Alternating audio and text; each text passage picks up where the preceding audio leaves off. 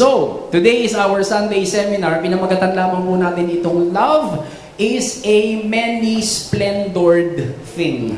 Kung kayo po ay nabuhay nung panahon ng giyera, alam po ninyo ang awit na ito. Love is a many splendored thing. Ibig sabihin mga kapatid, that love is a multifaceted thing.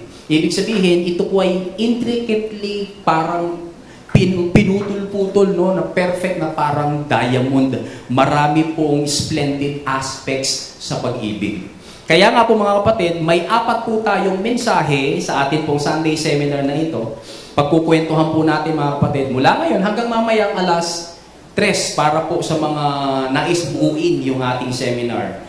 May message po tayo mga kapatid na akin pong ituturo, yung tungkol po sa love ng Diyos. Bakit po? Kasi ang Diyos po, ang source, ang Diyos po ang bukal o pinagmumulan ng tunay na pag-ibig. Mas mauunawaan po natin kung paano mahalin ang ating kapwa-tao, ang ating pong asawa, ang ating pong pamilya, ang ibang tao, ang ating mga katrabaho, kapag naunawaan po natin ang pag-ibig ng Diyos na meron po sa atin. Amen mga kapatid? Tapos mamaya, tatalakayin po ni Pastor James mga 10:45. Yung love naman mga kapatid between husband and wife. Kaya kung meron po kayong asawa, no po, di ito po ay para sa inyo. Paano po tayo magmamahalan?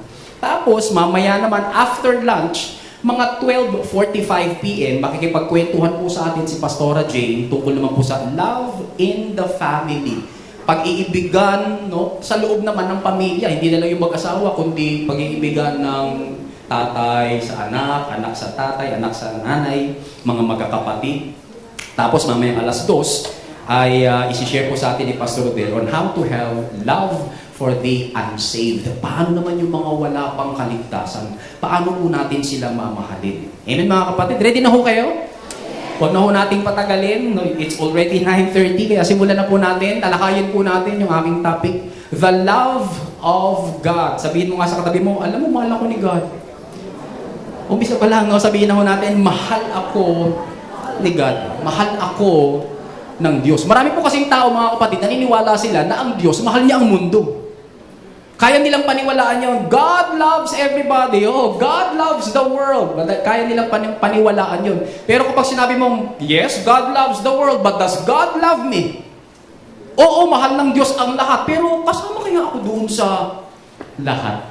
Kaya muli, sabihin mo ulit sa katabi mo, alam mo, love ako ni God. Praise God.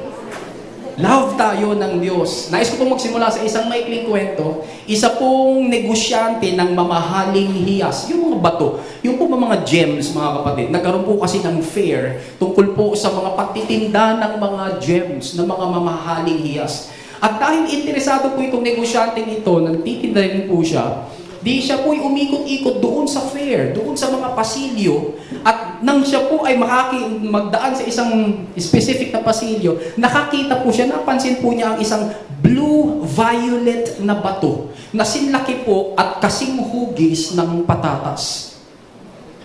So hindi ko po alam kung gaano kalaking patatas niyo sa bahay. Ano po, baka may mga ganyan, may mga ganito. So imagine na lang po natin, kasi laki po siya, kasi hugis po ng patatas. Ibig sabihin, hindi po siya perfect. So nilapitan po niya ito at buong kalmadong tinanong yung vendor. Sabi niya, okay lang ba sa'yo kung bigyan kita ng $15 para sa batong ito? Sa States po kasi ito nangyari. Tapos tinignan po ng vendor yung hawak niyang bato, tapos ikinumpara yung hawak niyang bato na hugis patatas at sinlaki ng patatas, ikinumpara doon sa mga katabi na mas magaganda. Kaya ang sabi niyang ng vendor, 15, 15, 10 na lang. Dahil pangit po yung bato. So sa halip na tumaas, no, ay lalo pang bumaba. Alam po ba natin mga kapatid na yung bato pala ay napatunayang isang 1,905 karat na natural sapphire. Na 800 carats na mas malaki kaysa sa pinakamalaking hiyas na kauri nito. At napresyohan po ito mga kapatid ng $2.28 million. Nabili niya lamang po ng $10. Ang laki ng tubo niya. Ano po? Ano po ang blessing doon mga kapatid? Kinailangan po kasi ng isang tunay na marunong tumingin ng isang bato. Kinailangan po kasi ng isang tunay na mangingibig ng hiyas para makita yung halaga ng batong iyon. Amen? Alam na po natin yung ilustrasyon ng 1,000 piso. Kung meron po kayo 1,000 piso.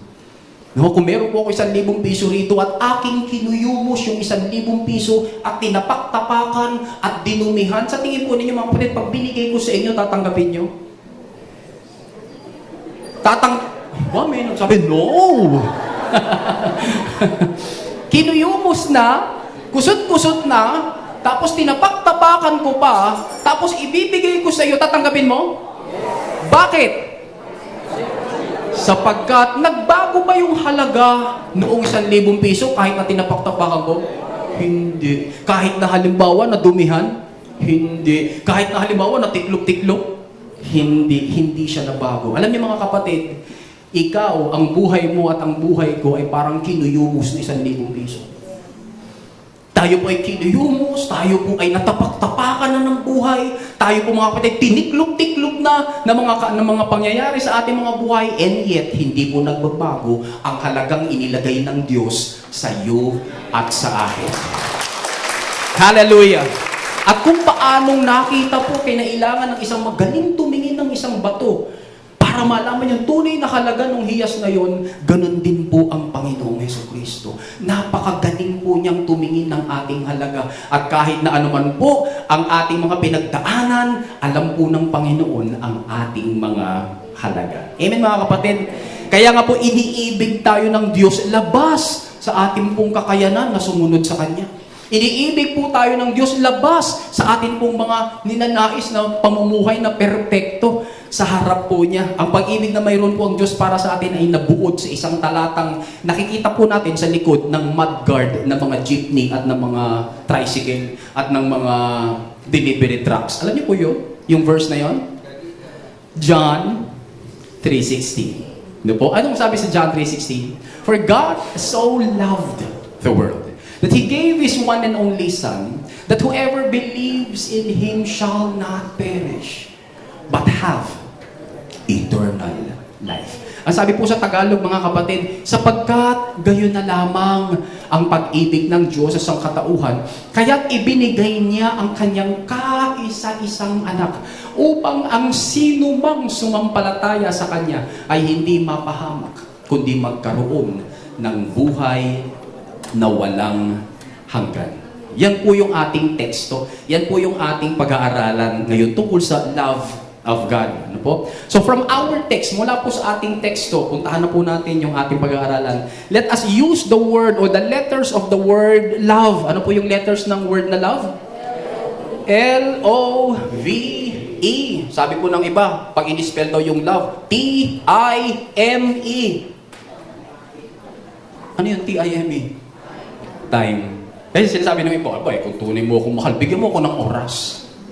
Tama, kapatid. Hindi sinasabi mo lang sa akin, I love you, I love you, I love you. Hindi mo naman ako binibigyan ng oras. Yun ang sabi ng mga mag-asawa sa isa't isa. So yun ang sinasabi ng mag-boyfriend sa isa't isa. Kaya ini-spell daw po nila yung love na T-I-M-E. Pero, sa pag-aaral natin ngayon, i-spell muna natin siya sa tunay niyang spelling.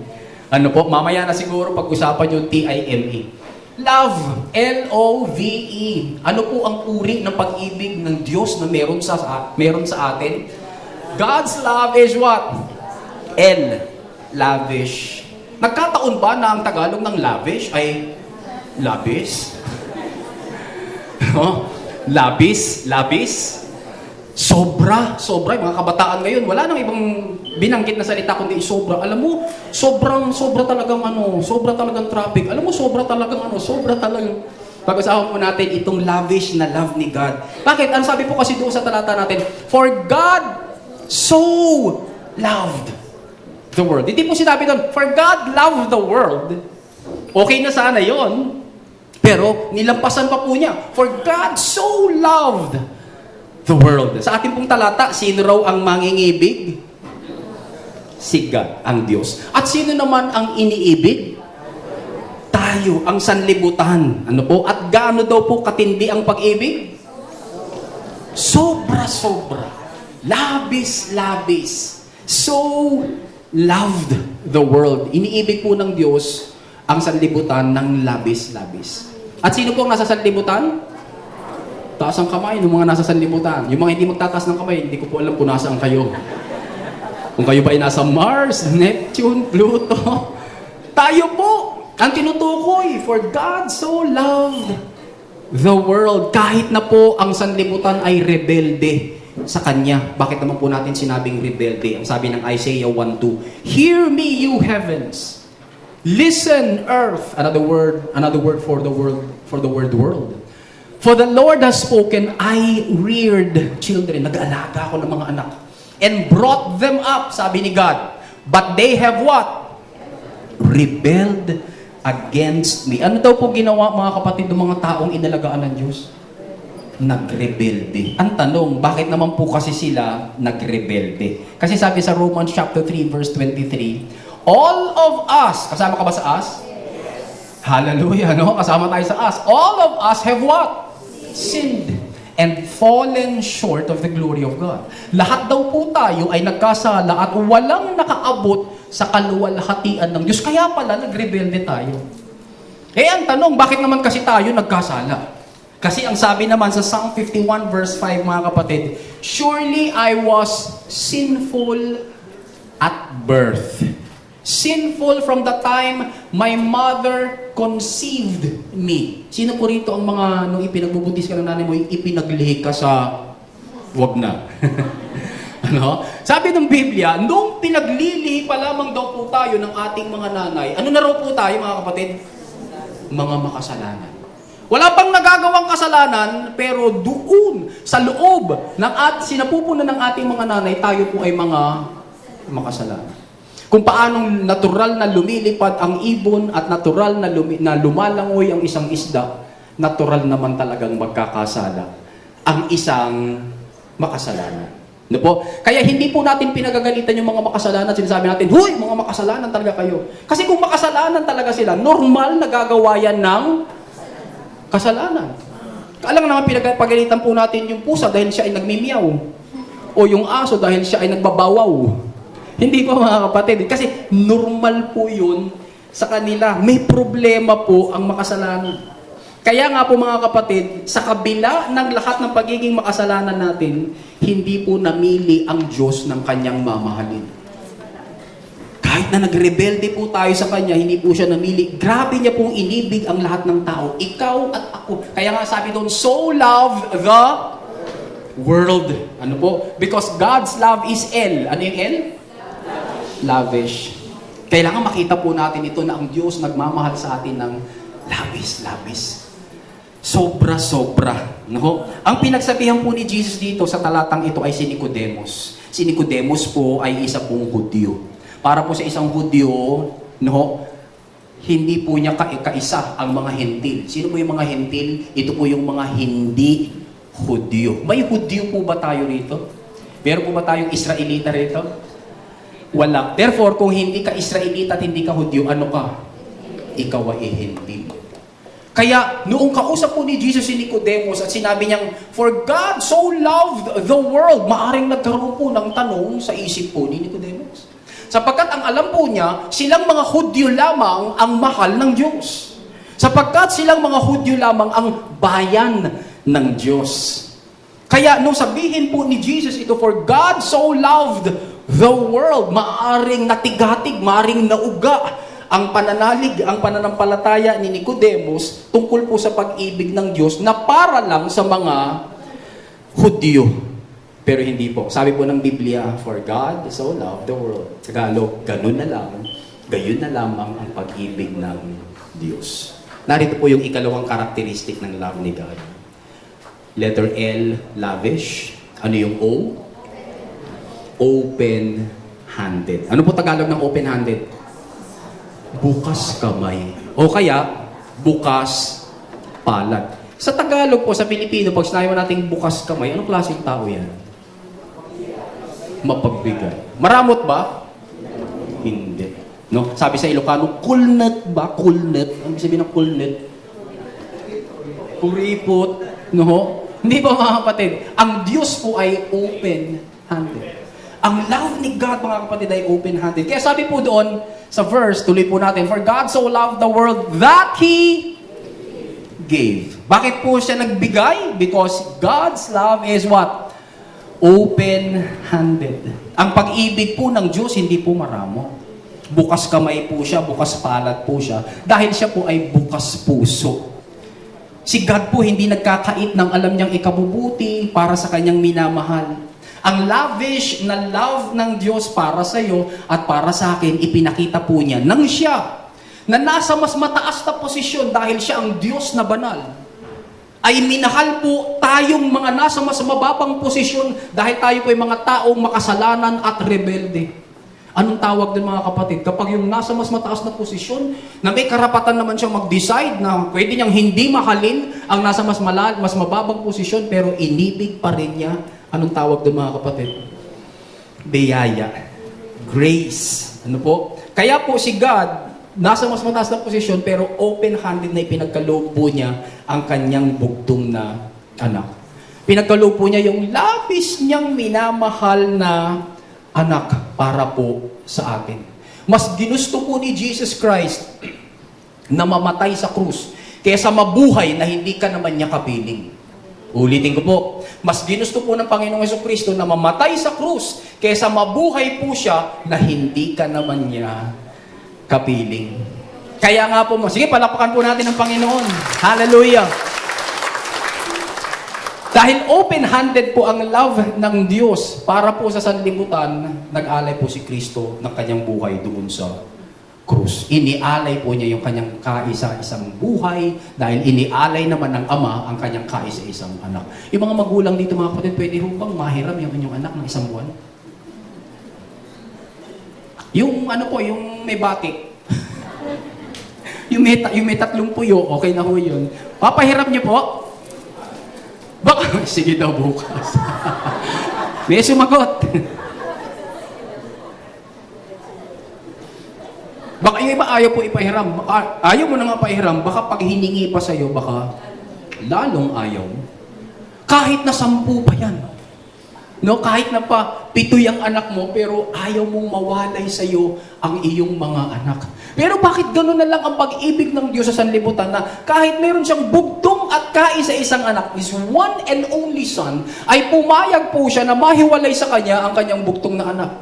Sapagkat mas sobrang laki po ng pag-ibig ng Diyos sa iyo at sa akin na mga rebelde, na pinayagan po niya at pinahintulutan po niya, niloob po niya na maparusahan ang kanyang bugtong na anak. Hindi po ba open-handedness yun? Hindi po ba pagiging bukas ng puso at bukas kamay ng Diyos yun mga kapatid? Kaya nga po mga kapatid, naging willing ang Diyos mapahiwalay sa Kanya si Jesus. Sabi sa Romans 5:8, but God showed how much He loved us by having Christ die for us. Paano daw po ipinakita ng Diyos ang kanyang pagmamahal sa atin, ang kanyang lavish na love sa atin, nang mamatay po si Kristo doon sa krus, nung tayo ay napakabait. Amen? Tingnan niyo po, basahin po natin.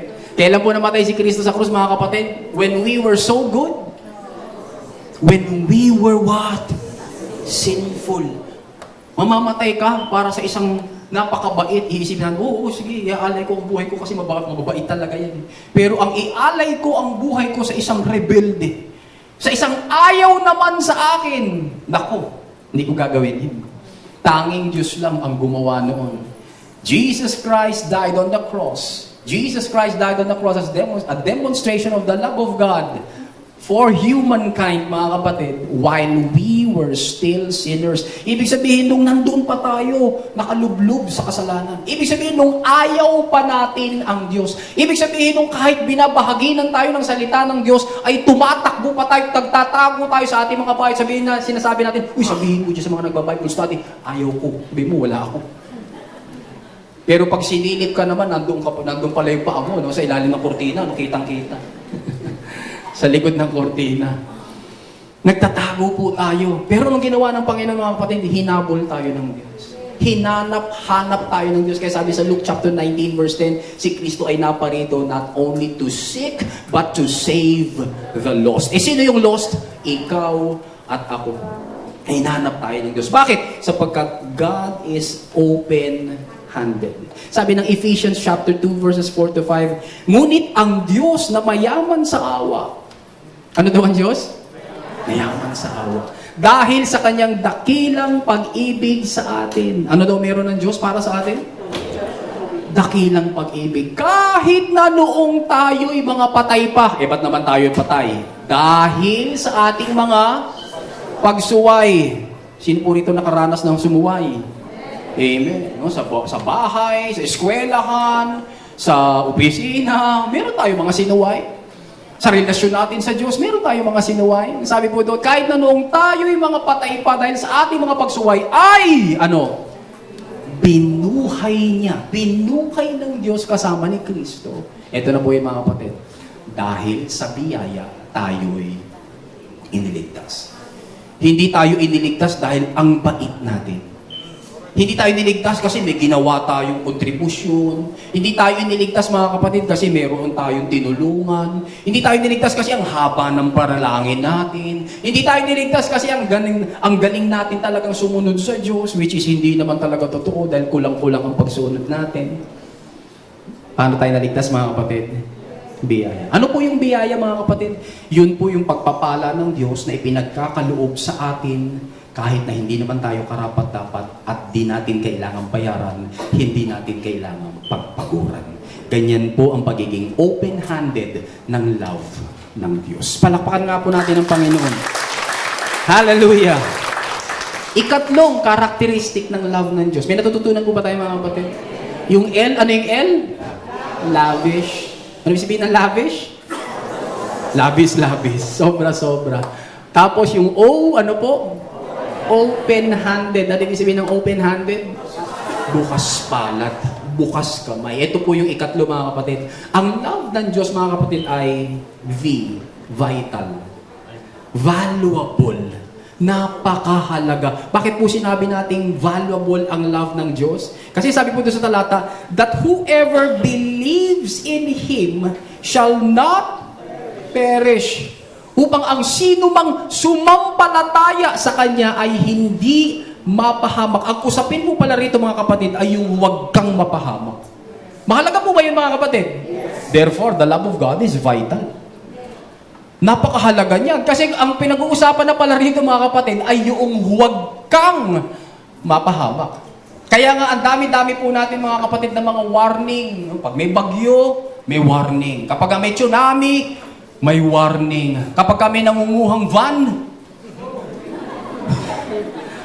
para mali yan, nangunguha ng van. Van na nangunguha, may warning. Bakit? Sapagkat pinahahalagahan po natin yung huwag mapahamak.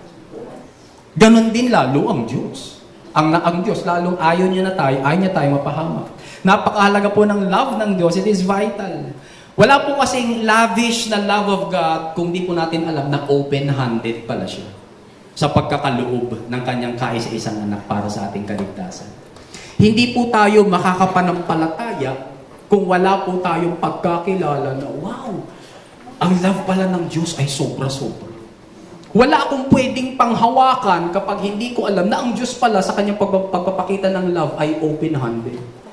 Wala akong pwedeng panghawakan. Yung mga babae po rito na yung asawa po ninyo, dati niligawan kayo, anong pinanghawakan ninyo?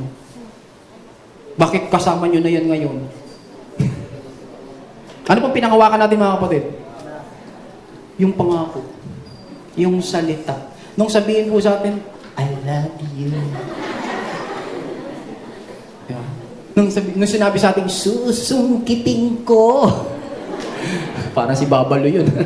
Susungkitin ko yung ng tala, lahat ng mga bituin, ng buwan at ang araw. Pinaniwalaan mo na bola kayo.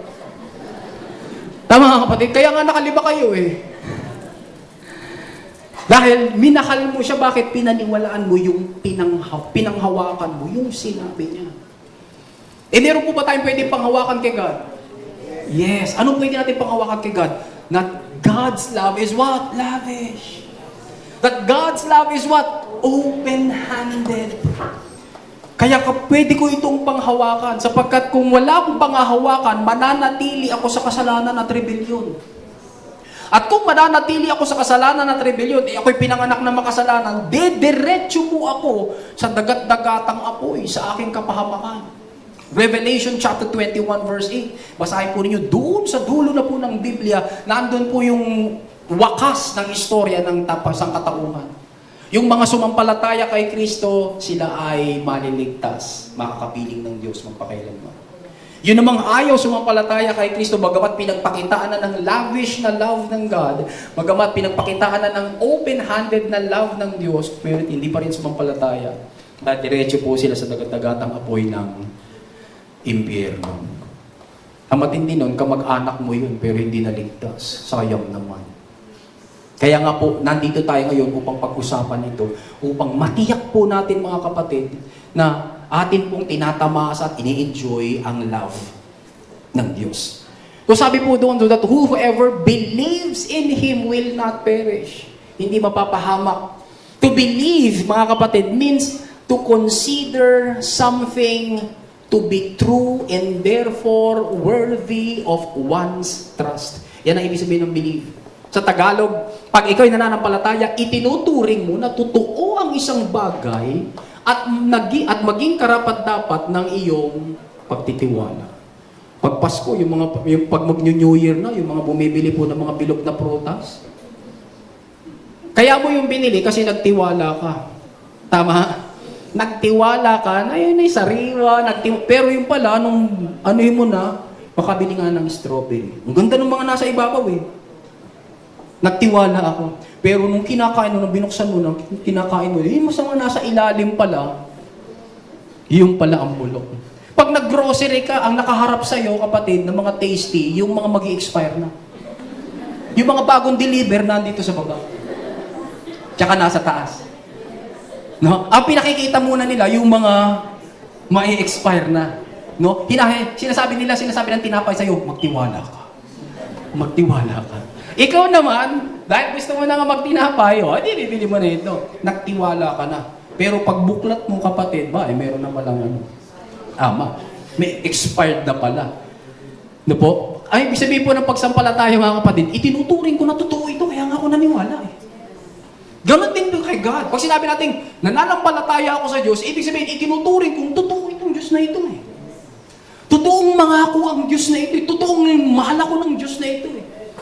Kaya sasampalatayan ko, maglalag ako ng pagtitiwala sa Kanya. To believe, mga kapatid, means to have a firm conviction as to the goodness, efficacy, or ability of something or someone. Pag naniniwala ka, meron kang matibay na paninindigan sa kabutihan, sa katotohanan at kakayanan ng isang bagay o tao. Sa pinag-uusapan po natin, ang Diyos. Kaya, tatanungin po tayo, ikaw ba'y may matibay na paninindigan? Ikaw ba ay may matibay na paninindigan sa kabutihan ng Diyos? Pinagtitiwalaan mo ba yung kanyang pagiging totoo na hindi siya sinungaling? Pinagtitiwalaan mo ba yung kakayanan niya na iligtas ka? No? Kaya ngayon, pwede na po tayo magdesisyon. Pwede nang magdesisyon yung tinatawag ng Biblia na whoever.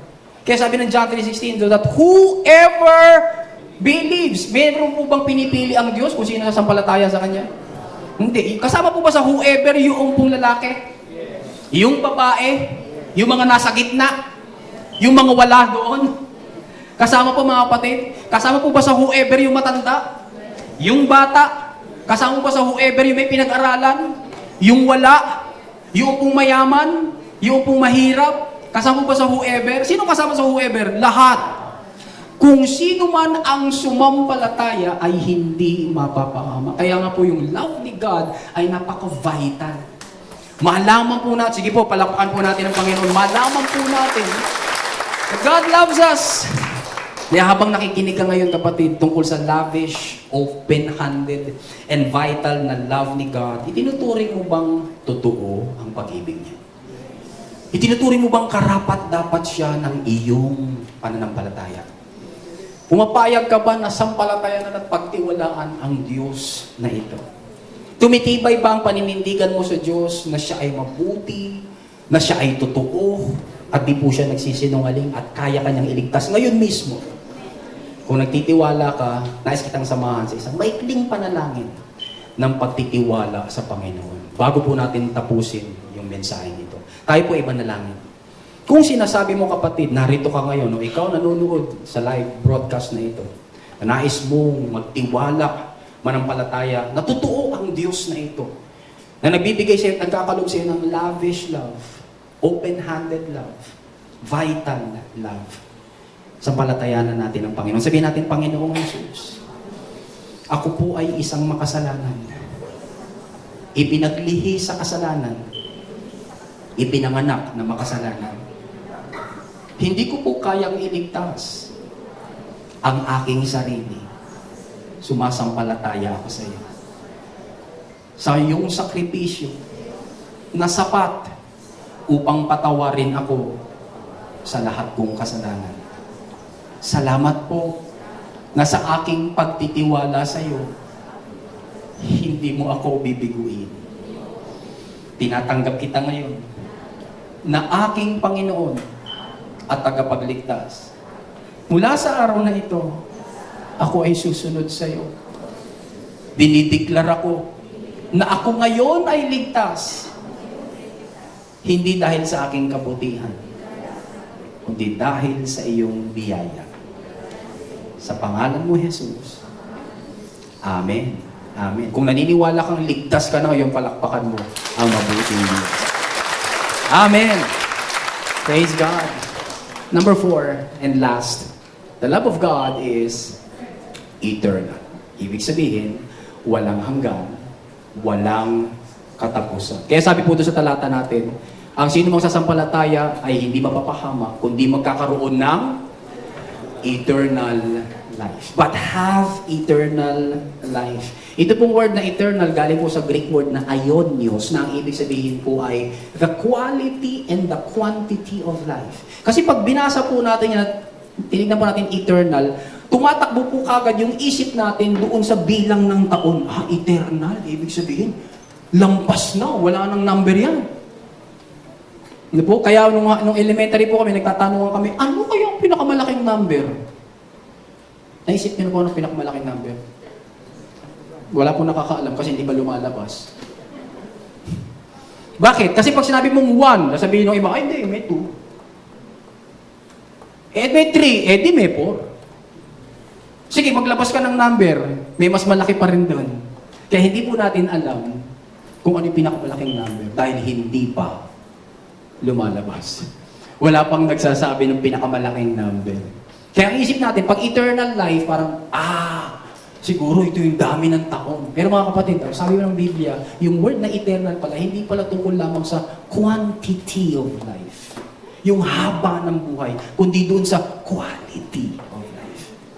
At ang pangako ng Panginoong Jesucristo, mga kapatid, magkaroon tayo ng eternal life. Sa sino bang sumampalataya? Kung sumampalataya ka na, meron ka na ngayong eternal life. Hindi sinabi ng Biblia na magkakaroon ka pa lang sa banda-banda riyan ng eternal life. Kundi meron ka na ngayon. Ibig sabihin, yung kalidad ng buhay mo ay isang buhay na ganap at kasiyasiya na pangako ni Jesus sa John chapter 10 verse 10. Kaya nga po mga kapatid, tayong may katapusan ng buhay sa mundong ito ay kayang papagtuluyin ng Diyos hanggang doon sa eternal life. Unlimited duration of time na matindi ang quality. Dahil siya mismo ay walang hanggan. Sabi ng Deuteronomy chapter 33:27 and Psalm 90 verse 2.